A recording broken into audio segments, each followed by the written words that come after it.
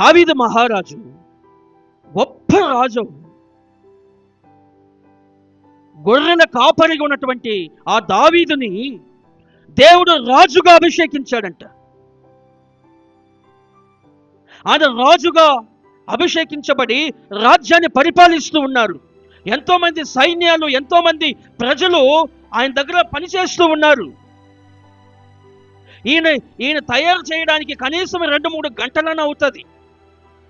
ఆయనకి రాజవస్త్రం ధరించాలంటే వెళ్ళి పనిచేసేవారు ఆయనకి వెళ్ళి ఆ మేకప్లు వేసి అవి వేసి ఇవి వేసి బాగా తయారు చేసి పై గది నుండి ఆయన కిందికి వస్తాడంట. కిందికి రాగానే అంతవరకు అందరూ ఆయనతో ఉంటారు. కిందికి రాగానే ఆయన అందరిని వదిలిపెట్టి ఒంటరిగా గుహలోనికి ఒక ప్రాంతానికి వెళ్తాడంట. ఆ ప్రాంతంలోనికి వెళ్ళి అది ఒక గుహలాగా ఉంటుందంట. ఆ ప్రాంతం దాని లోపలికి వెళ్ళి తలుపేసుకుంటాడంట. అది ఎవ్వరికి అర్థం కాలేదు, ఎవరికి అర్థం కాల. పైన ఉన్నప్పుడేమో అందరితో ఉంటున్నాడు, కిందకు వస్తున్నప్పుడు అందరిని వదిలిపెట్టి ఒంటరిగా ఎక్కడికి వెళ్తున్నాడు? 1 గంట సేపు రాడంట. గంట సేపు ఆ గదిలోనే ఉంటాడంట. ఏం చేస్తాడు రాజు ఈ గంట సేపు? ఆయన అందరికి సందేహం అయిపోయింది. అక్కడున్నటువంటి వారికి ఒకరిని పిలిచి, ఒరే నీకు పైసలు ఇస్తానురా, దావీదు ఆనవాలేమో మాకు చిక్కట్లేదు, ఆయన గంట సేపు ఆ గదిలోనికి వెళ్ళి ఏం చేస్తాడో మేము తెలుసుకోవాలని అనుకుంటున్నాము, ఒకసారి ఆయన ఏం చేస్తాడో మాకు చూసి చెప్పు అని ఒకడికి పైసలు ఇచ్చాడంట.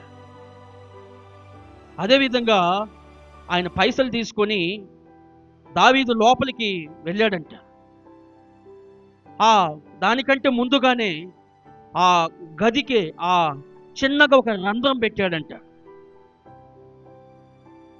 రంధ్రం పెట్టి అందులో నుండి చూస్తున్నాడంట. దావీదు పైనుండి వస్తున్నాడు, దిగుతున్నాడు, మళ్ళీ అందరిని వదిలిపెట్టి ఆ గదిలోనికి వెళ్తున్నాడు, తలుపులు వేసుకుంటున్నాడు.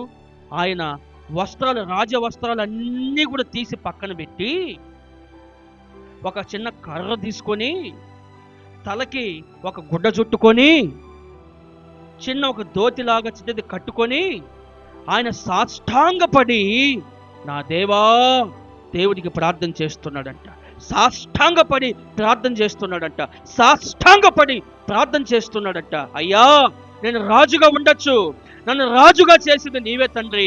నేను గొప్పవాడిగా ఉండొచ్చు, నేను గొప్పవాడిగా చేసింది నీవే తండ్రి. ఇదిగో ఈ జీవితాన్ని నీవు ఇచ్చావు ప్రభువా, నాకు రాజవస్త్రము కంటే ప్రభువా నీవు ఇస్తున్నవే రక్షణ వస్త్రము, నాకు చాలా సంతోషం ప్రభు అని దేవునికి ప్రార్థన చేస్తున్నాడంట.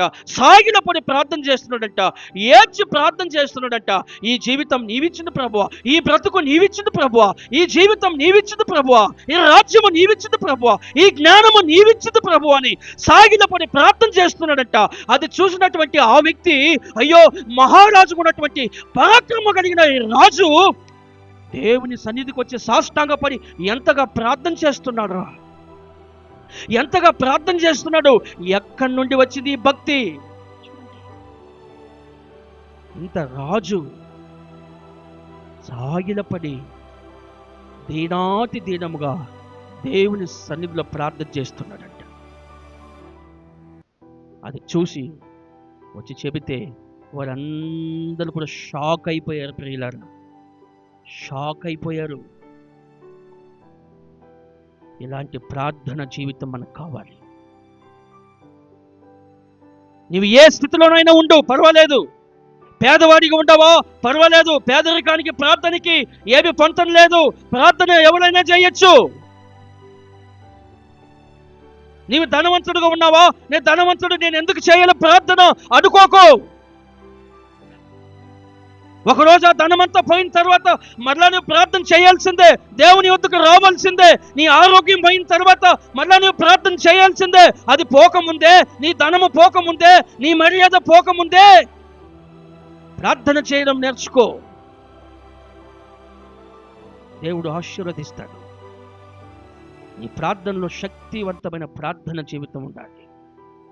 అది కాకుండా తేలికపాటు ప్రార్థన, ఏదో అందరూ చూస్తున్నారు కదా అని ఏదో 4 మాటలు ప్రార్థన చేసి వెళ్ళిపోవడం కాదండి. నీ ప్రార్థన చేస్తే నీవు అనుకున్న కార్యం జరగాలి. నీవు ప్రార్థన చేస్తే శత్రువులు కూడా మిత్రులు అవ్వాలి. నీవు ప్రార్థన చేస్తే నీ కుటుంబ పరిస్థితులు మారిపోవాలి. నీవు ప్రార్థన చేస్తే నీ బిడ్డల జీవితం మారిపోవాలి. నీ ప్రార్థన చేస్తే తాగుబోతైనా నీ భర్త మారిపోవాలి. నీవు ప్రార్థన చేస్తే ఎవరు నీ మీద నిందలు వేస్తున్నారో వాళ్ళ జీవితం మారిపోవాలి. నీవు ప్రార్థన చేస్తే నీ కుటుంబము కట్టబడాలి.